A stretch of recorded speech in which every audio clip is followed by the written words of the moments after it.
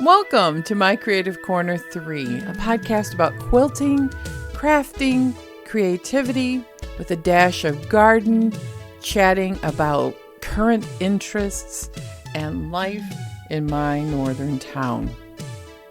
You can find show notes at mycreativecorner3.com. You can also find all of my social media, how to purchase a virtual cup of coffee, and all events on the website. Please feel free to stop by and leave a comment. I really appreciate everyone who listens. Thanks for stopping by. Welcome to the podcast.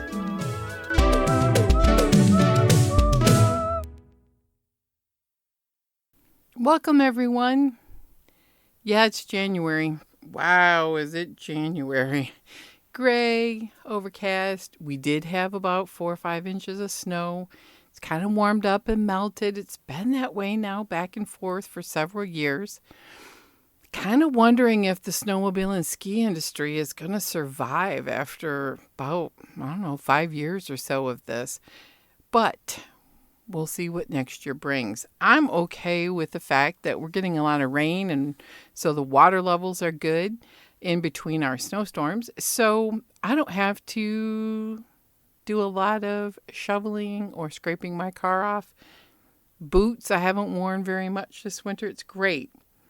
So what have I been doing over the last couple of weeks? Same stuff, different podcast, right? It is still the ongoing sewing room declutter. Now, I'll probably update, periodically, but Karen Brown has finished all of the prompts for her challenge. And the last couple of prompts are things like go through your UFOs, and you need to name them and what you're really going to do. I have mine in a stack. Kits, I don't have very many, and those that are left are separated out into my fabric. Bedding and scraps I have to do. Pre-cuts and orphan blocks, they're in bins. I will start going through those in the future, and right now I am in the middle of a big fabric sort. Yeah. It's like, wow. How do you sort fabric? I have tried doing put things in baskets by pre-cut squares, and I hate that. And the squares are all mangled, and all of those things that are old, over 5 years old, tiny bits and pieces I've thrown away because I don't have any use for them. I still have a lot of fabric that's fresh and newer. And even if it's a little bit older than 5 years, they're not pre-cut, so the ends aren't all mangled. So I'm going to sort all of my fabric. I have 2 calyx systems from IKEA. They're bookshelves. And in the bookshelves, you can buy bins that slide in and out like drawers. I have that in one room for our dresser, holding all of our laundry. And that is a 8x8 system. It's huge. And I decided, because I have a tiny room, to have a smaller system that's 2 by 4. So it's 2 bins wide, 4 deep. I have gone through 6 of the 16 bins. Plus I have totes that have a lot of just scraps and miscellaneous that need to be gone through that I have moved to my storage area. So what I've decided to do, instead of trying to do it by genre, I had my fabrics by genre. Like Christmas was in one, which had very little. I had tulip pink in one, which I had used it all up. So at bottom line, I thought I'm going to go by pre-cuts are going in one bin, and they're going to be kind of in the bin in little shoe boxes by designer. I think because you hate to break those up. The pre-cuts, the reason you buy them is for collections, so I'm keeping those collections together. The rest are sorted by colors. And if they're like a current project, they're in one of those scrapbook folders, bins, totes, not folders. They're like a little shallow rectangular, I think they're 14 by 14 little containers. Those are current projects. So I haven't gone through any of those either. But where I feel like I'm at is I have my sewing room set up the way I want. I have my new sewing table. I threw the box away before I got all the details, but it's one of those very popular, inexpensive. The top is plastic, but it's very sturdy. Has a drop-down ledge, which I'm keeping up and putting my pressing station there. It has an adjustable table for the sewing machine, and it's perfect. It's 45 long, and that's about the size of the double wide card table I had in here. And the card table was just too wobbly. Now, this machine I have is a Janome Magnolia 7330. I'm looking right at it, so I have all the details of that. And it fits perfectly, and it doesn't jiggle. But if you were to have a big machine, say like a really big, powerful Juki or a really big, oversized, with a large throat space machine, it probably wouldn't fit, and it would probably jiggle on this table. So the beauty of having a littler machine for a littler space is great. I have a long arm that's upstairs, and that has its own little station, which isn't very much, but I did move a few things up there, like the ironing board. So I've got some straightening around to do on the second floor where the long arm is in our bedrooms. And this little tiny enclosed front porch that's useless has become a storage area. But I want it to be an attractive storage area. I don't want it to be a dumping ground of just piles of stuff you can't access. Because half of the porch has a picture window that is right by my chair, so I can see out in it. And if it's a mess, I don't want to block all the sun. We get very little anyway in our house, so I don't want to block that big picture window with a drape. So anyway, I got to clean it up a little bit, make some organization of the chaos. That's going to take all winter. But I feel like I've made great progress in a couple of weeks with the prompts from Karen Brown of Just Get It Done Quilts. And she has it on YouTube as well as her blog. And I have to say, don't do it once every decade. She's done this 3 years in a row, and she'll probably do it again next year.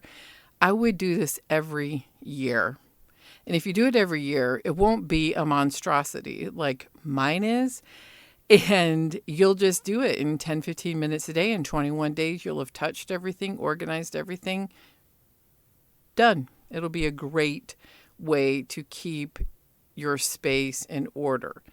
I have a long haul, and that's okay. If I don't get it 100% done by spring, then it'll be here for next winter, which is a good segue into winter. So I had an interesting journaling prompt with Silk and Sonder, which is about seasonal sadness and seasonal things that winter bring. And yeah, seasonal affective disorder is the real deal. I probably suffer from it a little bit every year. It's not major, but it's enough where you get the Januaries, the blahs, the cabin fever, the restlessness, boredom, all of the things that go with it. But what I want to say is this is the time of year where I cope with it by doing projects like a year-long quilt-along or the big declutter and cleaning up. And then when the sun shines bright in the spring, I'm all in for the outdoor activities, the traveling, the being out. And then I get exhausted come winter again. And this is a time for introspection and a time for kind of the hibernation and making my home great. The other part is this is a time where I can really lock in my gym work, because in summer it kind of derails with the heat and we're outside and I'm walking, but I want to keep up at least some parts of my gym routine going all year long. And so I've really established, getting out in my little garage gym 10 minutes a day and doing all of the things that I want to work on for self-care. Got my hair cut. That's the same as it's always been. It's just several inches shorter and it looks neater. This is the time where I start doing my nails, and I love the kit my sister got me. I start doing things like watching the shows that I haven't been able to watch because I have a little bit more time. And, football's about done, so we switch gears to series. I'm watching Bad Batch on Disney, which is a Star Wars cartoon. I love it. And we finished Wednesday.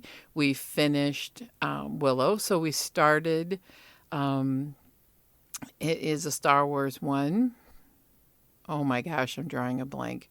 Anyway, it doesn't matter. It's a live action one. It's okay so far.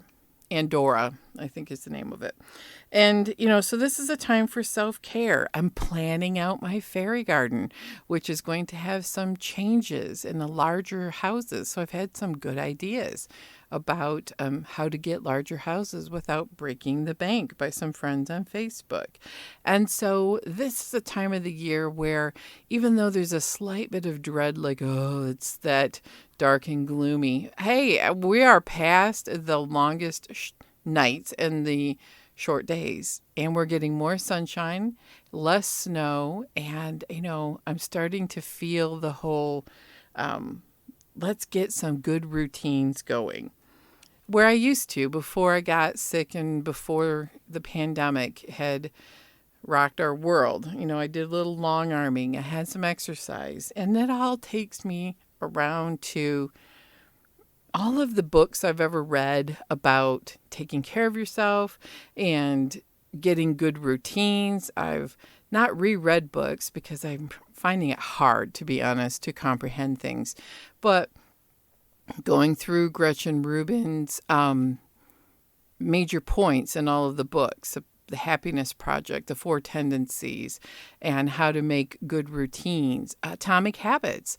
I've not read that book, but I found a great little YouTube video that I put in yesterday's Saturday morning coffee that's really about making micro habits. And then those micro habits become ingrained in your routine and you add on it, or habit stacking, like just getting my coffee, but that with the coffee, I do my morning journaling. And then at certain times of the day, I don't even really have to think about it anymore. It's part of my clean up the kitchen. It's the routine.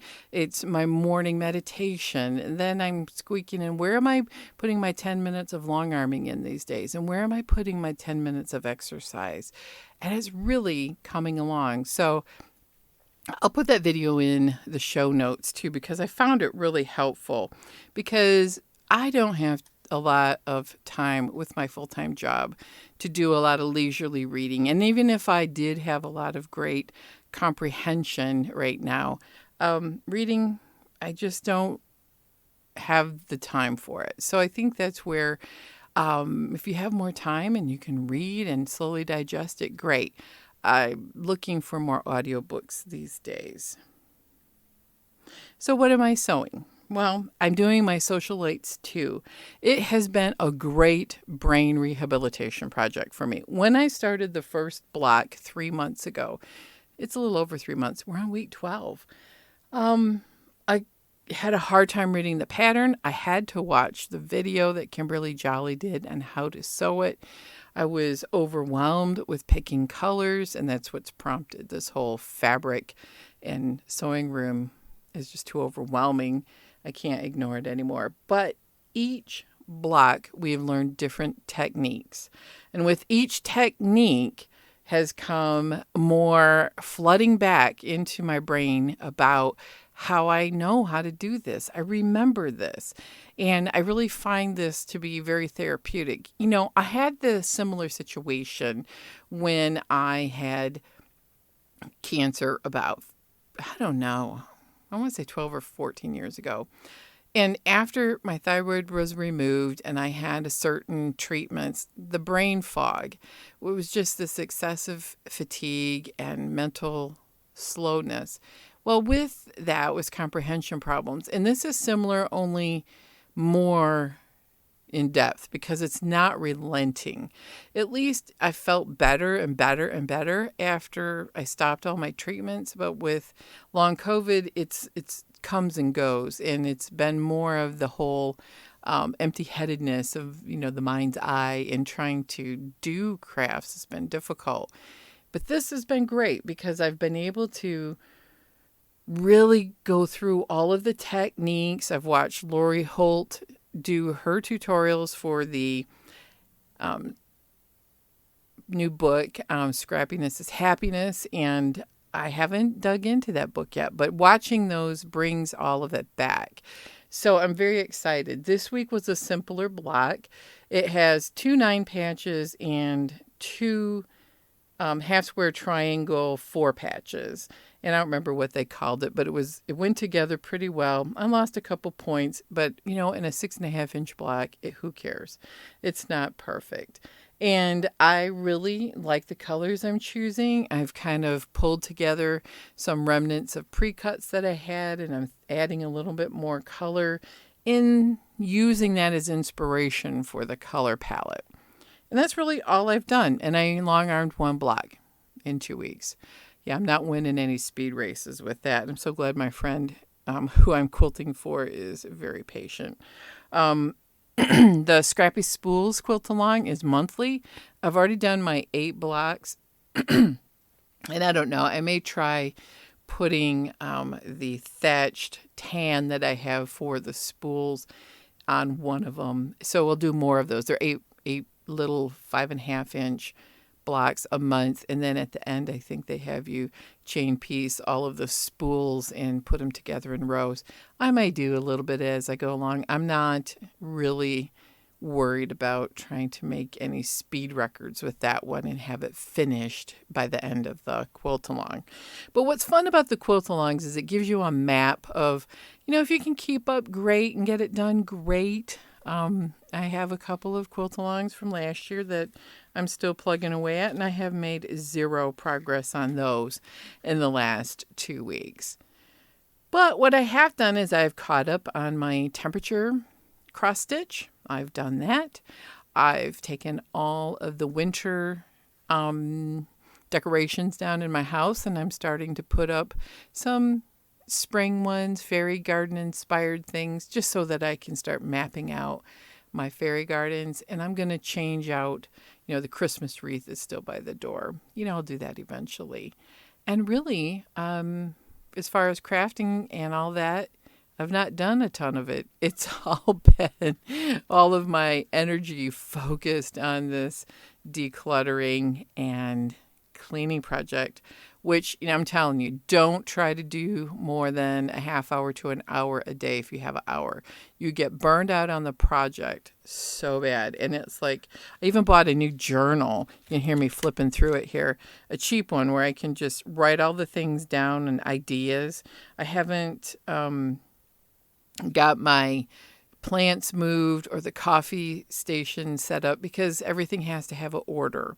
So I'm going to get all of the trash that I've accumulated in some of all of this decluttering and put it in the crawl space by the back door. So when spring comes, that can go out to spring cleanup. I have a couple of boxes for donation, which I hope to do a donation run this week.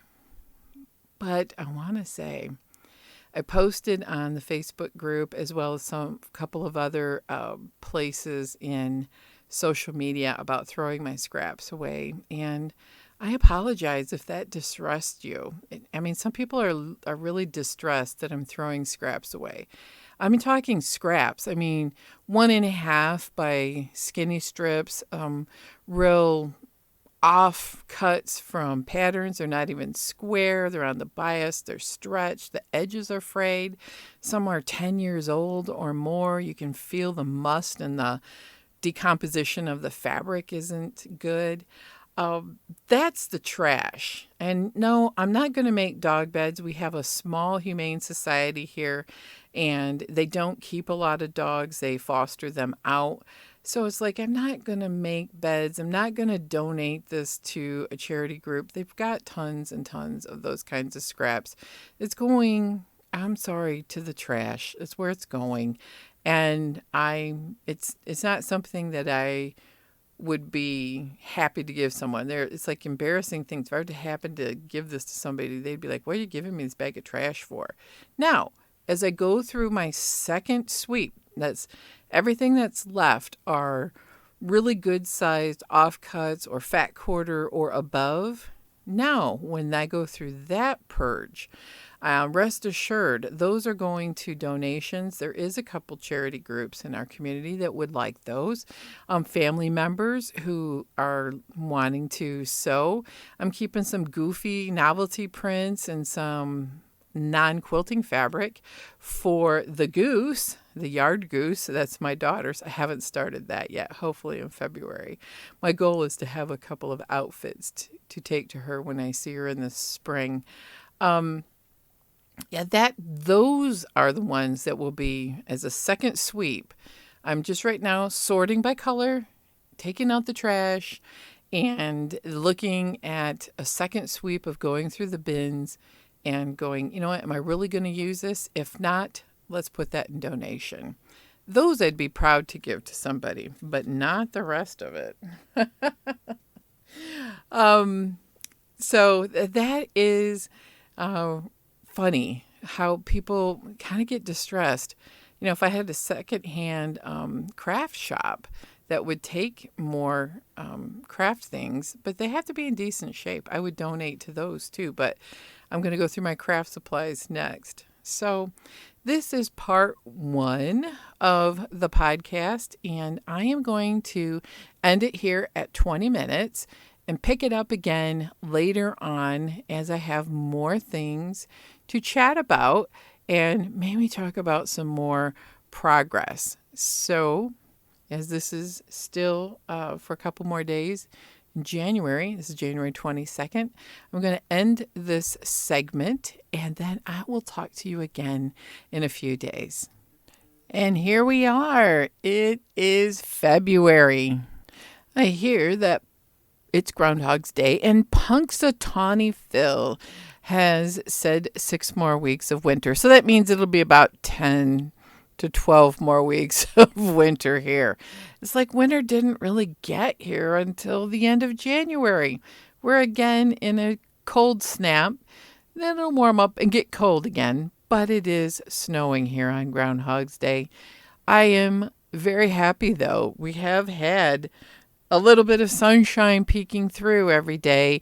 And I noticed it's sunnier going to work. And at 6 o'clock last night, there was still daylight. It does my soul good.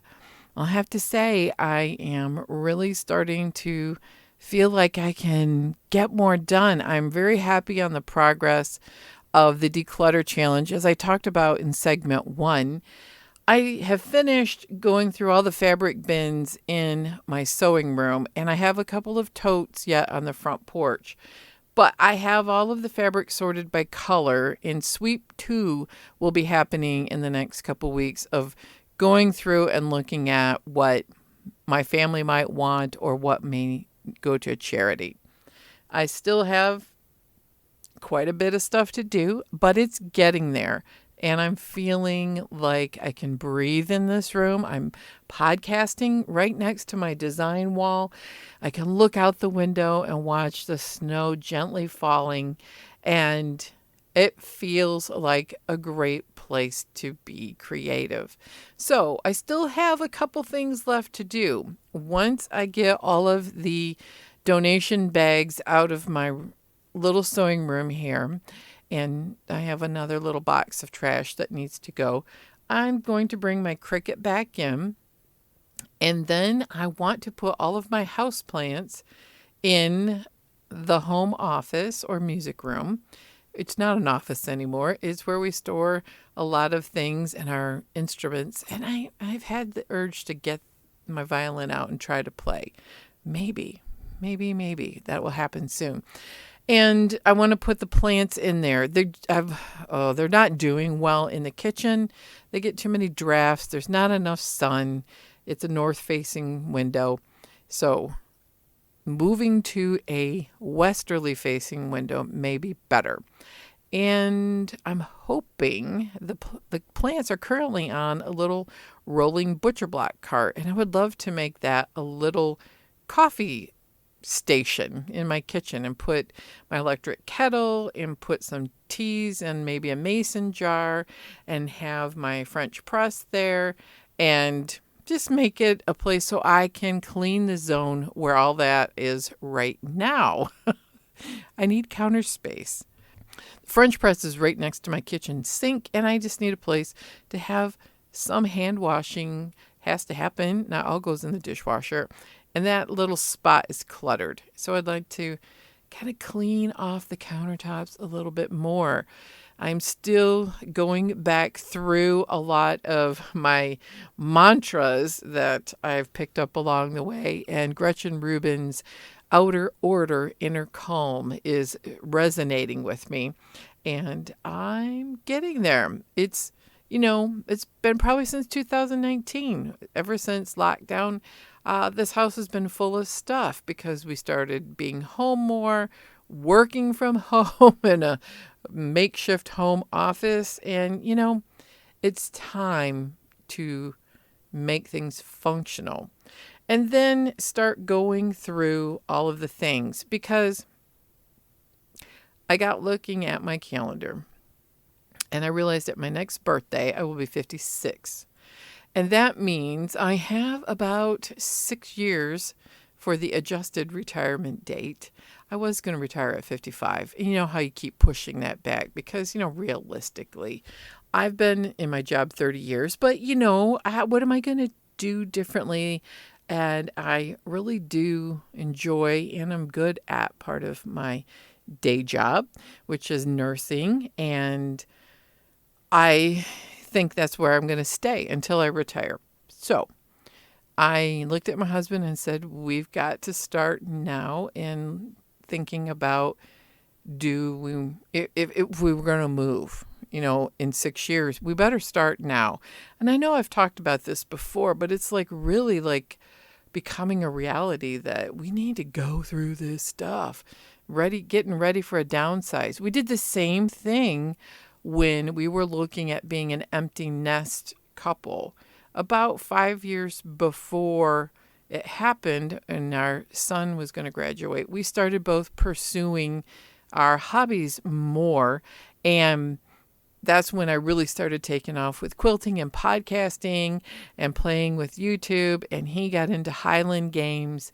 And so we got to make a plan. We need a 5-year plan for what we're going to do now between now and then. We're just that kind of a couple. Always knowing that anything can change in a split second, but it's good to have a loose plan because I don't want to wait till the last minute and be overwhelmed because I'm already overwhelmed with enough things in life. So the long COVID progress is things are getting better. I felt like December things started to turn a corner, got the flu, and then had setbacks. So we've been going to a local clinic who does some alternative style treatments, and it's no medication. It's a lot of common sense things. They also do some, I want to say newer age stuff. It's not really anything that you can't find on the internet, but they have all the equipment, and he does a nice job in making my body feel better, and it's also helping my brain. I think between being at the time of my rehabilitation from long COVID or post-COVID, whatever they're calling it, symptoms, PASC, I think, I don't know. Anyway, it's getting better, and I'm going to keep doing these treatments probably for a while because in addition to helping with my symptoms, it just is a nice break to go and take a few minutes from my day and do self-care, not in my home. And I'm going to keep going with it. So feeling much better means, I'm trying to get caught up on the laundry, get caught up on my routines. I feel they're coming back. And what I'm using to help me as I'm still struggling a bit with direction and my memory is Fly Lady, right? I've talked about that for the last couple of segments, but what am I doing to get on track? Because if you don't know Fly Lady and just go to the website and start jumping in, you're like, whoa, this is really crazy, overwhelming. I use her Fly Lady Plus is what the app is called on my phone. And what's great about it is what you do, she has morning musing, which is like a blog post about just things that she's thinking about and how we want to keep our homes neat, clutter-free, recycle things. And then she also has a daily mission, which is what do you want to do with your 15 minutes of your day? And this month, she's focusing on 15 minutes of decluttering, which is going right dovetailing into the decluttering that I'm doing with the sewing room. She also has a Ask Fly Lady questions, and she gives answers on the app. I think what's really great about this is there's a My Progress. It can show what you've been doing, all the different things you've been up to, routines. She has suggestions of a morning, afternoon, and evening routine. And this is not just for stay-at-home people or work-from-home people. This is great. You can do her suggested routines, and her morning suggested routines is like get dressed to shoes because she feels, better with shoes on doing cleaning in her house. So she has house shoes like my grandma used to have. Eat breakfast, empty dishwasher, start a load of laundry. Check your calendar. I've just realized you can also customize the app, and I'm going to put add my journal time and things that I want to add for the morning routine. The afternoon routine is simple. It's what's for dinner. Have a plan. Drink your water. You're decluttering for 15 minutes. Reboot your laundry and do 15 minutes of exercise. I'm going to put the 15 minutes of exercise in my evening routine because I'm doing that right after work. And her evening routine is prepping for the next day. And she has a really nice routines. You get going on the routines. It's great because then you don't have to think about it so much. But now, while I'm trying to get back into it, you can actually check the box and poof, it's gone. And then when you hit all of your routines, it gives you fireworks and stars and all the fun things. Then it talks about zone cleaning, that you spend 15 minutes a day working on a zone in your house. And she has your home broken up into many zones. And each week you work on specific tasks in the zone, which is a little more deeper cleaning. And then you have your weekly I call it Power Hour. It's your weekly routine of when you're doing, she calls it the weekly home blessing. And I try to do that, it's like all the shine it up surface things, clean the bathroom, that kind of stuff. So the app is great. It's free on my Android, and I'm sure it's free for Apple, and I'm pretty sure you can do these kinds of things on your laptop. The other person that's really good at YouTube, who is a Fly Lady follower as well as other things, is Diane in Denmark, and she's been doing short videos about just motivation. Let's get going. This is today's mission. This is today's area zone, and giving you a relatively short rah, rah, rah, she says, at the beginning of the video. So I've been watching those and just getting back into the rhythm of it. So if you need help with organizing yourself, and you don't have to have the game plan, the Fly Lady does in her app. It's wonderful. And then you can check it off and it has stars. It's super fun. I like it. I also have a to-do list, but I found that the Fly Lady does sort that better for me. And then on the to-do list, I can put things that don't go in with Fly Lady. And then I can put electronically my appointments in my calendar. I'm finding I have to have it in my phone or I'm not going to be where I need to be on time, and I'm just going to get lost.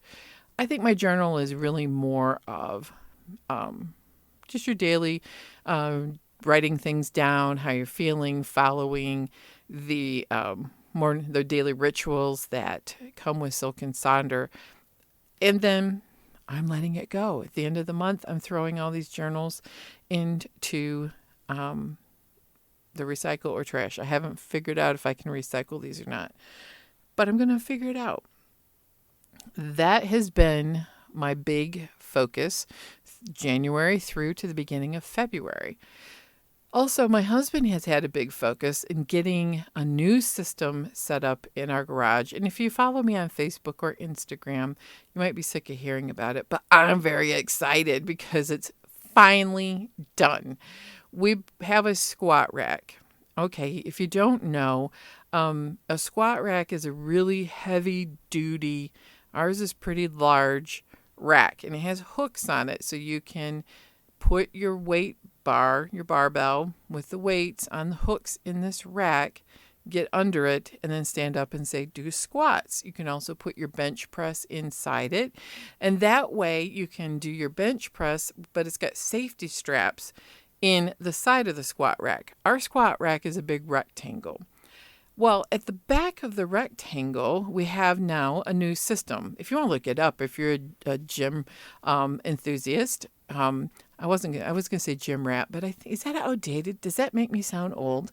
Anyway, if you're a gym enthusiast, we have a weight stack now with a cable system. It's called an Aries system for our Rep Fitness squat rack.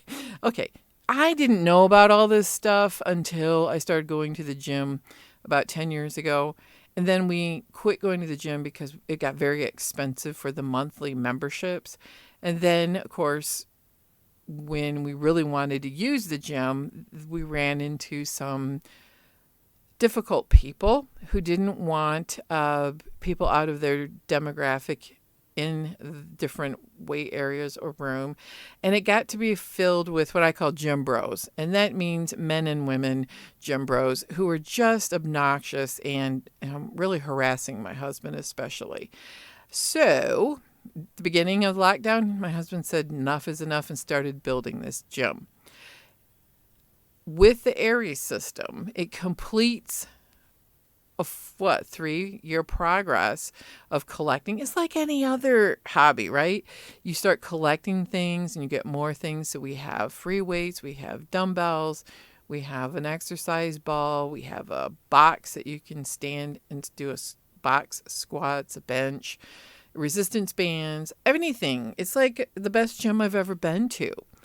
And I wanted one cardio piece of equipment for me, and that is we got a Concept 2 gym quality rowing machine. I love the rowing machine because I don't have to worry about falling off it, bad balance.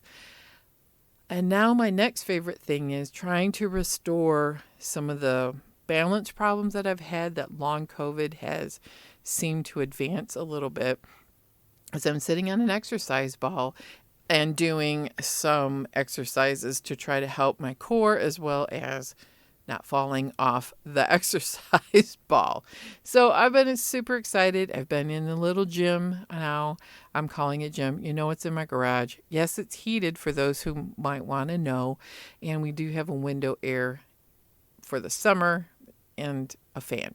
So yeah, we are out in the garage. I've been going in the garage a time or two a week since I got over the flu in December because I was trying to build up to my brand new resolutions for the new year, new me, and my rehab. And I have really been building up to the point now where I'm trying to make it a habit that I don't even think about. As soon as I get home from work, I drop my bags, go out and do 10 to 15 minutes of exercise. But now I'm finding I'm really doing 10 minutes of rowing and probably another 10 minutes of other exercises.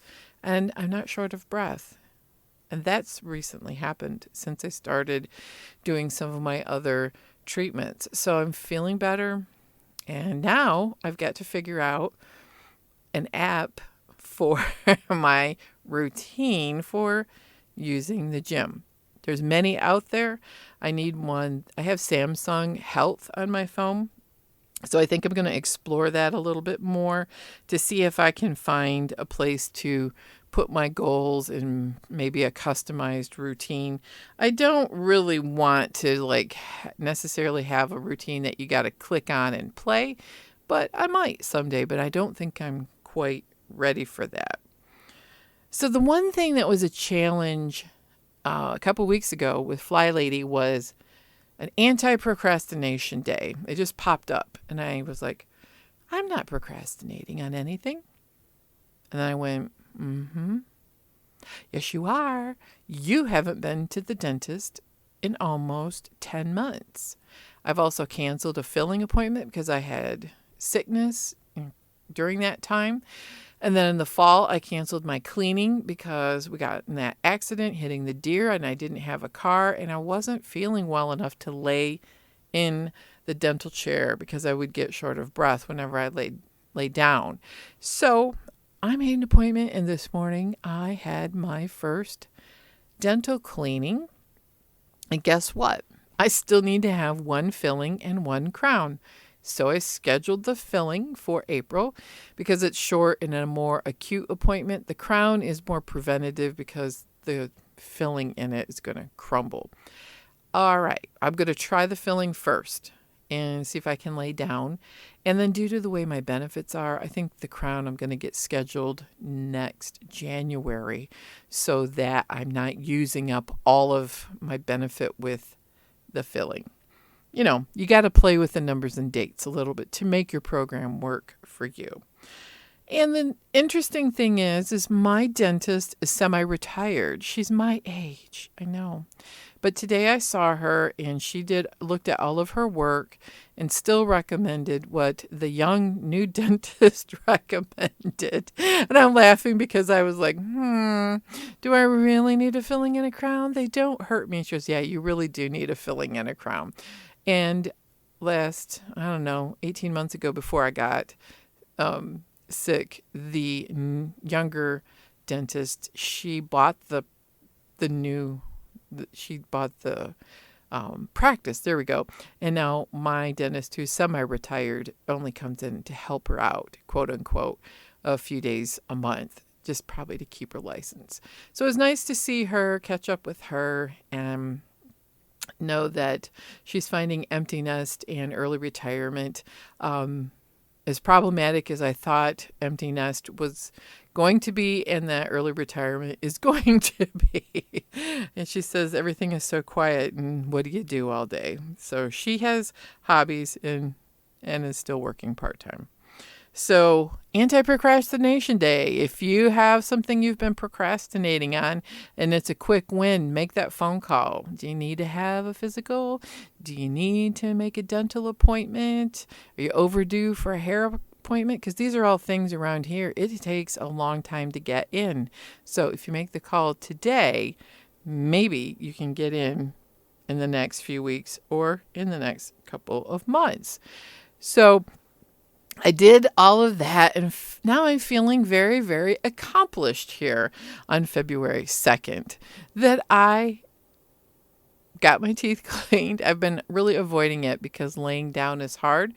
A little bit anxious about the filling, but that should be a short appointment. And they assure me that the tooth that needs a crown is small and it won't take as long as the last two molars that were crowned. So enough of dentistry.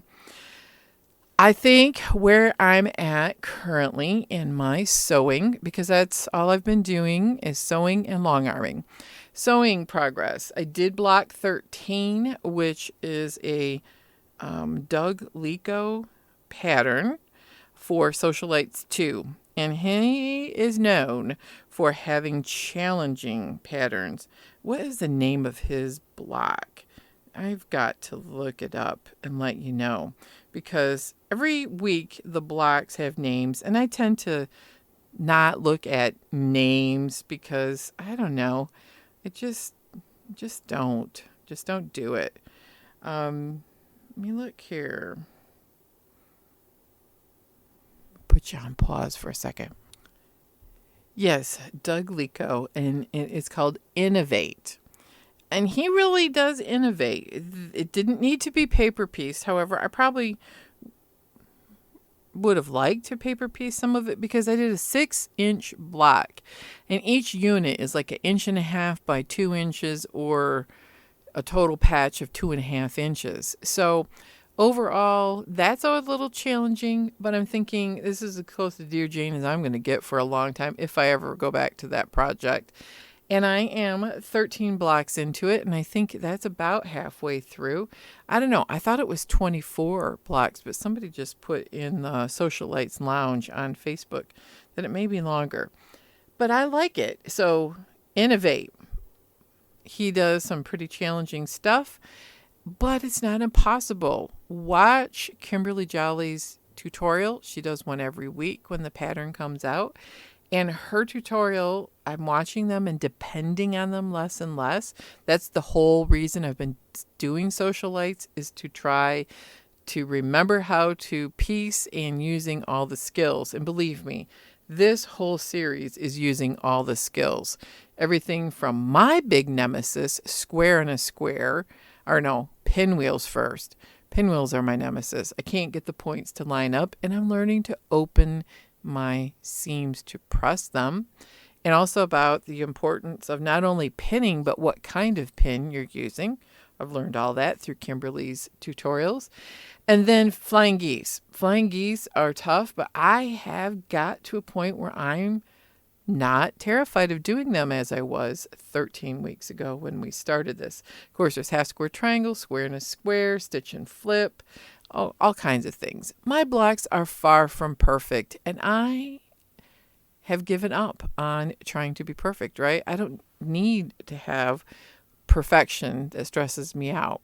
So I'm breaking up with perfection and just going with, you know what, my pinwheel isn't perfect in the center.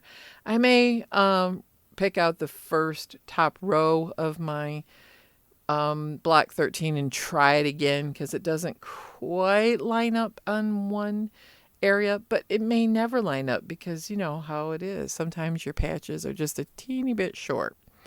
So next week's block is supposed to come out today, but I thought it would be fun for me to list the name of each block because I'm not into naming things. I don't name my sewing machine. I don't name my car, and I'm terrible at coming up with names for items or patterns. So look at here. The first block was perennial, a traditional tussy, mussy, patchy days, flirty, empower. What's this? Always star. Always star. That's interesting, isn't it? Butterfly garden, interwoven, new plus old pattern, flourish, nurture, captivate, innovate. Oh, what great names. I'm just loving them. I think it's inspired me to try to be better at naming things instead of my quote being Social Lights to blah, blah, blah, blah. So I thought the names are incredibly inspiring. The other thing that I did that has inspired me to keep on my momentum flow is I finished my friend's, it's a Civil War reproduction fabric quilt. I don't know. It felt like it was a big quilt, but it's not. It's probably an actual twin size, maybe a little bit bigger. And she wanted it custom. It has taken me probably 5 weeks of working on it because custom is hard, especially when your brain has been foggy like mine. But I finished it. She was going to pick it up today, but it's snowing really, really hard and she lives 45 minutes from here. So we'll try it again on another day. But I feel like I'm back to long arming. The next 3 quilts I need to do for her, they're small baby quilts, and they're just going to be edge to edge. Then I have 2 large quilts that I need to be custom before spring. Spring around here is more like April or May. And then I have my own little quilts, and I'm gathering up those UFOs in a bin in my sewing room so I can make the backs for them and get them ready. So that's really what I've been doing. I have stitched a little bit on my temperature cross stitch and planning and dreaming about my fairy garden. So a little tip I thought I'd give is someone gave me, and it's an interesting idea. I wanted a little bit bigger house for the garden because I have little tiny fairy houses and a couple that are a little bit bigger that are really designed for a fairy garden in a pot or a small raised flower bed. Well, mine's a large two-tiered fairy garden. And I didn't want to spend $100 for larger sculptures and houses, because that's how much they are at the fairy garden store in Frankenmuth. And my friend online said, why not upcycle birdhouses? And I thought, that's perfect. They don't have to be real birdhouses. They could be like decorative birdhouses. They could have doors. I could cover them over with little doors that you can buy at the Dollar Tree or other places that sell fairy garden. And so that way I don't have animals going inside them. And I'm just like really into this idea. I'm pretty inspired by it. So that's been kind of my other internet surfing time, going on Pinterest and looking at fairy gardens made out of birdhouses. And I'm going to try going to the thrift store between now and summer, see if I can pick up a few thrifted birdhouses and maybe buy one special house for the garden that's from the fairy garden store, maybe for my birthday. My husband's talking about going down there in May. Where it makes me feel funny. Yeah, I'm going to go for my birthday. I'm going to go to the fairy garden store. Yes, I am. And I'm going to be very proud of it. It's fun to be an empty nester in your late 50s, going through your second childhood. It's actually an incredible amount of fun. So that's what I've been up to. I have kept up with my posting on the blog. I have worked on some videos on YouTube. So if you want to support the channel, just give a thumbs up if you happen to be on the blog or the YouTube channel. If you'd like to support the podcast, you could buy me a virtual cup of coffee at ko-fi.com. And the link is also on my website where the show notes are. I love to hear your comments, hear what you're up to. If you have any ideas or suggestions about fairy gardens or Fly Lady or routines or even exercising in my little gym, if you know of an app that you use that you really like, please let me know. And as I am pondering Groundhog's Day, I know winter will go on beyond 6 weeks here, but I can always dream of spring. So thank you for listening. I appreciate everyone who is faithful in their coffee buying, virtual coffees for me. We have Barb, we have Diane, I have Gail, I have so many friends who comment faithfully on the blog, like Colleen and Diane comments and Connie and all of my friends online. Thank you for supporting me. It's really meant a lot over the last few months, and I hope that as we go forward in 2023, that we can continue the conversation online or even in email. I sent out a newsletter for the first time in a year just because I wanted to let everybody know that I'm still doing Saturday morning coffee, and I heard that there was a glitch in the RSS feed, and some people didn't get notified. But I might send out a few more emails over the course of the year. If you'd like to sign up, there is a banner in my website as well as a page you can go to sign up. It'll be very, very informal and sporadic, just about like every other thing in my life.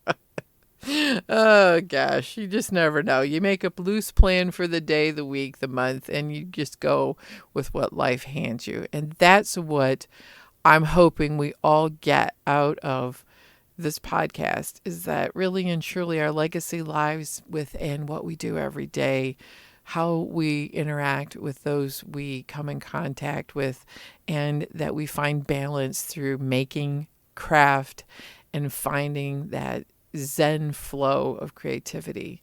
And then maybe at the end we'll have something that we find beautiful that we may want to share with other people. And then I'm hoping that you find a place that you can talk about your passion as much as my passion for quilting, crafting, and all things just magic in creating. So take care, have a wonderful week, and I'll talk to you next time.